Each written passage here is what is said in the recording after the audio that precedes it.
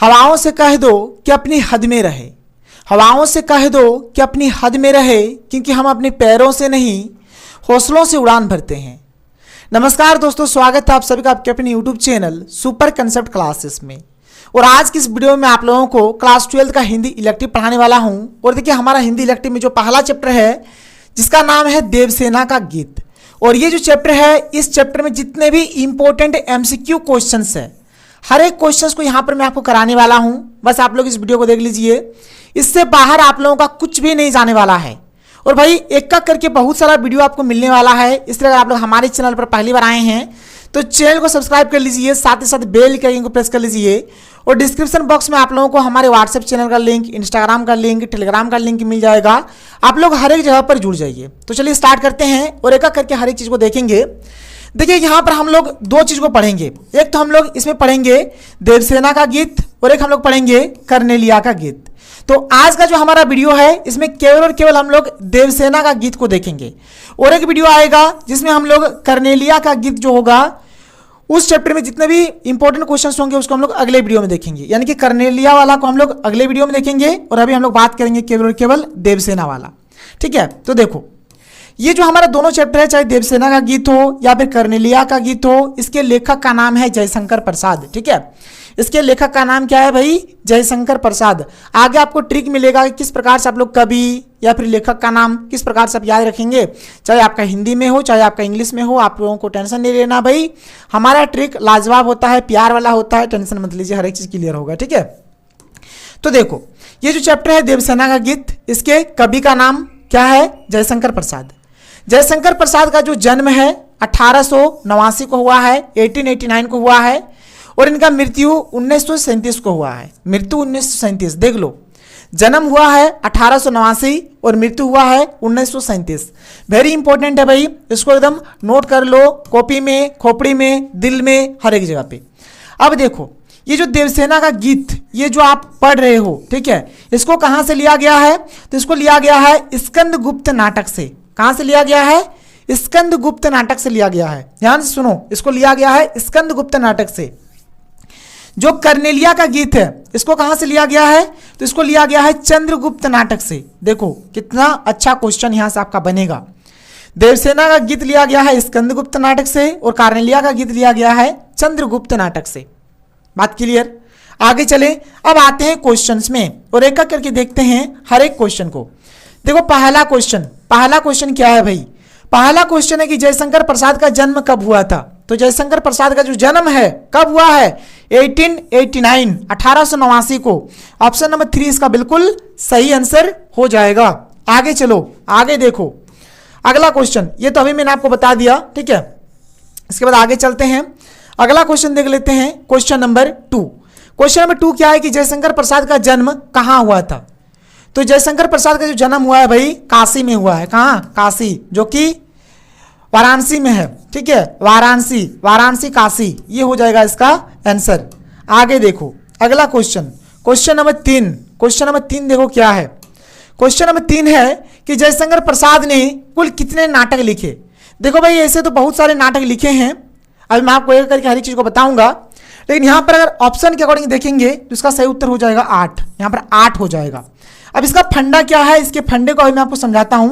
ठीक है, इसके फंडे को आप समझो। देखो ध्यान से, यहां पर लिखा हुआ है कि जयशंकर प्रसाद ने उर्वशी एवं बब्रुवाहन, चंपू तथा अपूर्ण अग्निमित्र को छोड़कर, देखो 8 ठो ऐतिहासिक नाटक है, 3 ठो पौराणिक है, और 2 ठो भावात्मक है। यानी कुल 13 नाटक का रचना किया है इन्होंने।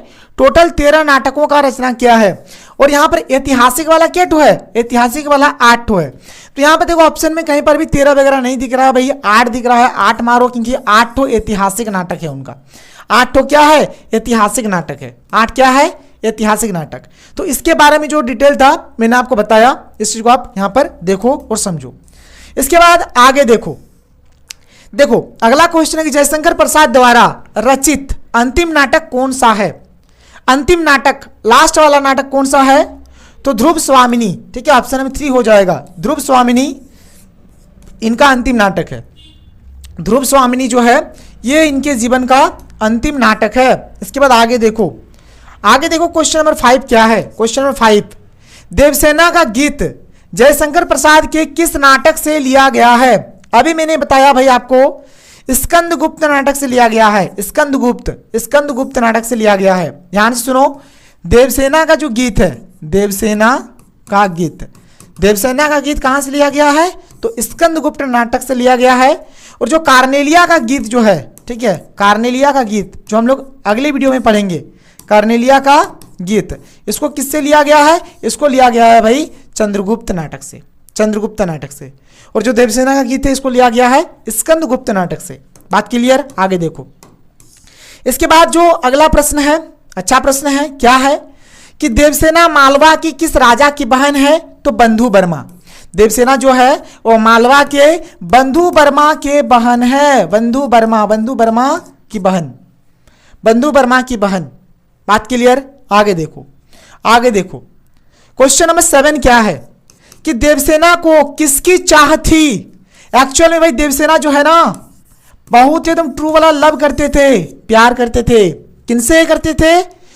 तो इनका जो चाह था स्कंदगुप्त को पाने का, स्कंदगुप्त से ये प्यार करते थे, ये चाहते थे भाई काश मुझे स्कंदगुप्त मिल जाए। ठीक है, प्यार है ना भाई, आप भी जिससे प्यार करते हो आपका भी मन करता है कि आपको वो चीज मिल जाए, चाहे वो लड़का हो चाहे वो लड़की हो। तो यहाँ पर देवसेना किससे लव करते हैं? स्कंदगुप्त से। और ये भी चाहते हैं कि स्कंदगुप्त इसको मिल जाए, लेकिन भाई स्कंदगुप्त नहीं मिलते हैं क्योंकि अब यहाँ पर वन साइडेड लव है। वन साइडेड लव जो जानलेवा होता है, वन साइडेड लव। आप भाई उसके लिए तड़पते रहो, अब वो किसी और को चाहेगा। बहुत खतरनाक वाला तड़प होता है जो यहां पर हो रहा है। ठीक है, वन साइडेड लव। देवसेना प्यार करते हैं स्कंदगुप्त को, स्कंदगुप्त प्यार करते हैं विजया को, विजया। ठीक है, one sided love. Last time में स्कंदगुप्त आते हैं देवसेना के पास कि चलो हम लोग शादी कर लेते हैं, लेकिन फिर देवसेना नहीं मानते हैं। देवसेना का कहना यही था कि भाई मैंने तो इतना दिन तुम्हारे याद में बिता दिया, अगर मैं तुमसे शादी कर लूंगा तो मैंने जो भी चीज़ किया है सब बेकार हो जाएगा, इसलिए शादी नहीं करते हैं। एकदम लास्ट टाइम आते हैं भाई जब एकदम बूढ़ा बूढ़ी हो जाता है तब। इसके बाद आगे देखो अगला प्रश्न क्या है। अगला प्रश्न है कि देवसेना का गीत में अभिव्यक्ति है। भाई देवसेना का ये जो गीत है ना, इसमें वेदना है, पीड़ा है। आप किसी से प्यार करते हो भाई, अगर आपको न मिले ना, गजब का पेन होता है, गजब का दर्द होता है। और इस चैप्टर में है तो देवसेना की वेदना, उसका जो कष्ट है, दुख है, दर्द है, इससे शुरू से ही उनका दुख दर्द कष्ट सब कुछ है, ऊपर से और एक वन साइडेड लव। ठीक है, कोई दिक्कत नहीं, चलो आगे देखो। आप प्यार मत करो, इधर देखो। क्वेश्चन नंबर 9 देखो क्या है कि श्रमित स्वप्न की मधुमाया में कौन सा अलंकार है? देखो भाई अलंकार का एक ट्रिक आएगा, आप बिल्कुल भी टेंशन मत लो। तो देखो यहां पर क्या है भाई, श्रमित स्वप्न है, श्रमित स्वप्न की मधुमाया। तो श्रमित में भी देखो सौ आ रहा है और यहां पर भी 100 है, यहां पर भी 100 है, श्रमित में भी 100 है, यहां पर भी 100 है, दोनों जगह पे 100 आ रहा है। यानी एक ही चीज का देखो यहां पर भी मतलब एक ही चीज दोनों जगह पे रिपीट हो रहा है। लिखा है मैंने, देखो श्रमित स्वप्न में अनुप्रास अलंकार है। अनुप्रास अलंकार कब होता है? क्योंकि इस पंक्ति में ये जो 100 है ना, 100 वर्ण जो है कि 2 बार आवृत्ति हुई है, ये 2 बार रिपीट हुआ है, यहां भी, इसलिए इसमें कौन सा अलंकार है? अनुप्रास अलंकार है। भाई अलंकार को लेकर एक वीडियो आएगा स्पेशल, वो भी ट्रिक वाला होगा। आप डरते क्यों हो भाई, मैं हूं ना अभी जिंदा, टेंशन मत लो आप लोग। इसके बाद आगे चलें, आगे देखो अगला देखो प्रश्न। क्वेश्चन नंबर 10 देखो क्या है। क्वेश्चन नंबर 10 है हमारे पास कि दुर्बल पद बल में कौन सा अलंकार है? तो इसमें है समंग पद यमक। क्या है? समंग पद यमक अलंकार है। भाई अलंकार को लेकर मैं स्पेशल ट्रिकी वाला वीडियो लाऊंगा, अभी खाली जान लो, देख लो, पढ़ लो, समझ लो। ठीक है, आगे बात करेंगे ट्रिक से। ये चीज हो गया। इसके बाद देखो क्वेश्चन नंबर 11 क्या है कि देवसेना के जीवन रथ पर चढ़कर कौन अपने पथ पर चल रहा था? कौन? तो प्रलय। कौन भाई? प्रलय। ऑप्शन नंबर 3 हो जाएगा इसका सही आंसर। क्या हो जाएगा? प्रलय। प्रलय देवसेना के जीवन रथ पर चढ़कर अपने पथ पर चल रहा था, ये हो जाएगा इसका सही आंसर। इसके बाद देखो आगे क्या है, देखो डायरेक्ट क्वेश्चन, प्रलय चल रहा अपने पथ पर में कौन सा अलंकार है? देखो यहां पर भी बोल रहा है कि प्रलय चल रहा है अपने पथ पर, प्रलय जो है वो अपने पथ पर चल रहा है। कौन सा अलंकार है? मानवीकरण अलंकार। कौन सा अलंकार? मानवीकरण अलंकार है इसमें। ठीक है, मानवीकरण अलंकार है। आगे देखो क्वेश्चन नंबर 13। क्वेश्चन नंबर 13, संध्या के श्रमकन आंसू से गिरते थे। पंक्ति में कौन सा अलंकार है? तो इसमें उपमा अलंकार है। भाई अलंकार हो सके अभी आपको समझ में नहीं आ रहा, टेंशन मत लो, आएगा ट्रिक, आपके लिए लाऊंगा ट्रिक, गजब का ट्रिक होगा भाई। आप पढ़ोगे, देखोगे, सीधे टिक करके आओगे कि भाई हाँ यहाँ पर हमारा ऐसा ये अलंकार होगा। उसके बाद देखो अगला प्रश्न क्या है। अगला प्रश्न है कि मधुकरियों की भीख लुटाई में कौन सा अलंकार है? तो यहाँ पर रूपक अलंकार है। देखो अलंकार को लेकर अभी कुछ मत बोलो आप कि सर समझ में नहीं आ रहा है, सर आप क्या बता रहे हो सर। भाई अलंकार को लेकर मैं बहुत बार बोल चुका हूँ कि भाई आप लोगों के लिए धाकड़ वाला और जो हमारा लव वाला प्यार वाला जो ट्रिक होता है ना आएगा, टेंशन मत लो, ठीक है। ये खत्म। आगे देखो क्वेश्चन नंबर 15 क्या है कि देवसेना की जीवन रूपी यात्रा के अंतिम समय में उसके साथ कौन था? तो निर्वता। कौन था भाई? निर्वता। कोई नहीं था, बस उनका दुख दर्द तकलीफ कष्ट निर्वता ही उनके साथ था। इसके बाद आगे देखो अगला प्रश्न क्या है कि देवसेना ने जीवन की संचित पूंजी को किसके समान गंवा दिया? तो मधुकरियों के मतलब जैसा वो गंवा देता है, मधुकरियों के जैसा, मधुकरियों हो जाएगा। ऑप्शन नंबर 1 यहाँ पर बिल्कुल सही हो जाएगा। यहाँ पर बिल्कुल सही हो जाएगा। आगे देखो अगला प्रश्न क्या है, ठीक है। क्वेश्चन नंबर 16 खत्म। क्वेश्चन नंबर 17 देखो। क्वेश्चन नंबर 17 की देवसेना का गीत में बावली किसे कहा गया है? Very important. देखो बावली का मतलब यहां पर हो जाएगा आशा। बावली किसको बोला गया है? आशा को बोला गया है बावली। आशा हो जाएगा। 4th ऑप्शन बिल्कुल सही होगा। क्वेश्चन नंबर 18 देखो भाई। क्वेश्चन नंबर 18 क्या है कि देवसेना ने अपने गीत में स्वयं को किस रूप में अभिव्यक्त किया गया है? तो खुद को वह पाथिक के रूप में बोला है। पाथिक मतलब एक जो राह में चलने वाले, रास्ते में जो चलने वाले होते हैं, जो पथ में चलने वाले होते हैं, पाथिक उसी को बोला जाता है। तो पाथिक के रूप में अपने आप को व्यक्त किए हैं। 18 का सही उत्तर ऑप्शन नंबर 1 हो जाएगा, ठीक है। आगे देखो अगला क्वेश्चन नंबर 19। देवसेना का गीत में देवसेना द्वारा किसे बचाए रखने की बात की गई है? किसे बचाए रखने की बात की गई है? तो यौवनावस्था, ठीक है। जो यौवन है, जो हमारा यौवन वाला जो अवस्था है उसको बचाए रखने का यहाँ पर बात किया गया है। 19 का सही उत्तर ऑप्शन नंबर 4 हो जाएगा। इसके बाद देखो क्वेश्चन नंबर 20 हमारे पास क्या है। क्वेश्चन नंबर 20 है कि देवसेना की करुणा क्या कर रही है? तो इनकी करुणा हाहाकार कर रही है भाई, चीख चीख के चिल्ला रही है, चीख चीख के दिख रहा है। मतलब इस चैप्टर में ये किस प्रकार से कितना कष्ट है इनको, कितना दुख है, कितना तकलीफ है, कितने प्रॉब्लम्स है इनको, ठीक है। आगे देखो क्वेश्चन नंबर 21 देखो कि देवसेना के मन में ग्लानि होने का क्या कारण है? उनके मन में ग्लानि क्यों है? इसीलिए है क्योंकि वो राष्ट्र सेवांग प्रणय भाव न संभाल पाना, इसीलिए उसके मन के भीतर क्या है? ग्लानि है। बात क्लियर। इसके बाद देखो आगे क्वेश्चन नंबर 22 देख लेते हैं। क्वेश्चन नंबर 22 देखो क्या है। जीवन संध्या में देवसेना की आंखों में कौन से भाव दिखाई पड़ते हैं?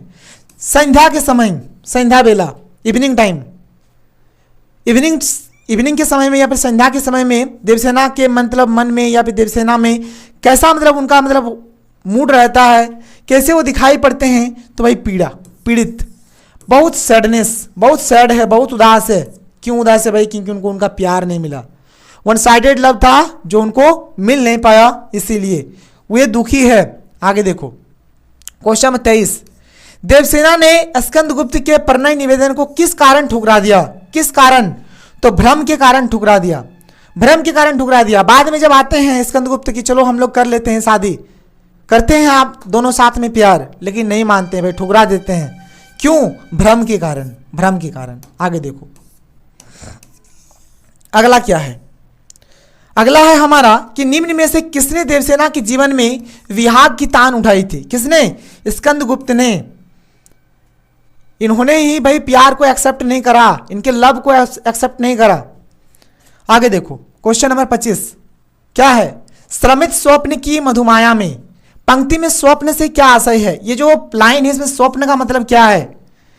यहां पर देखो स्वप्न जो देवसेना है किसका स्वप्न देखते हैं? तो देखते हैं भाई यहां पर स्कंदगुप्त का, ठीक है।